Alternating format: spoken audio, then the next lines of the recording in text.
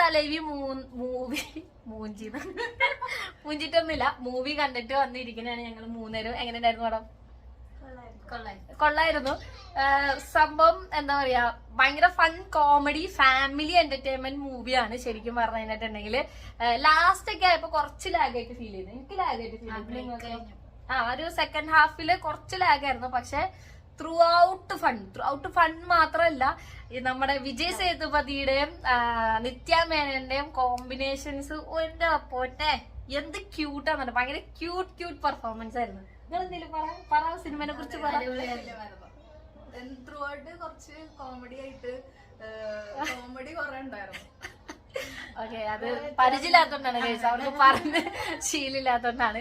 അപ്പൊ love combo അടിപൊളി. എനിക്ക് അവരെ ആ 2 പേരും വിജയ് സേതുപതി നിത്യ മേനോന്റെ ആ ഒരു കപ്പിൾ കോമ്പിനേഷൻ ഭയങ്കര ഇഷ്ടപ്പെട്ടു. ഭയങ്കര ക്യൂട്ടായിരുന്നു. പാട്ടൊക്കെ സഞ്ജീതമേ അടിപൊളി പാട്ടും കാര്യങ്ങളൊക്കെയാണ്.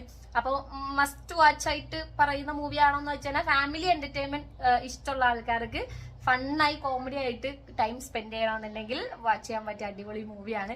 അപ്പൊ എല്ലാവരും പോയി കാണാം. നിങ്ങളും നിങ്ങളുടെ റിവ്യൂസ് ഒക്കെ ഷെയർ ചെയ്യുക. പറ്റുമെങ്കിൽ അമ്മേനെയും കല്യാണം കഴിഞ്ഞവരാണെങ്കിൽ അമ്മമാരെയും ചേച്ചിമാരെയോ അനിയത്തിമാരെയോ നാത്തുമാരെയൊക്കെ ആയിട്ട് പോയി കണ്ടാൽ കുറച്ചും കൂടി ഫണ്ണായിട്ട് കല്യാണം കഴിഞ്ഞ ആൾക്കാർക്ക് ഫീൽ ചെയ്യും. ഇജാതി പാട്ടാണ്. ഭയങ്കര ഫണ്ണാണ്. Through out ഫണ്ണാണ്. പാട്ട് സീനാണെങ്കിലും ഫൈറ്റ് സീനൊക്കെ കുറച്ചുണ്ട്. പക്ഷെ ഫൈറ്റ് സീനൊക്കെ ഓക്കെ സംഭവമാണ്.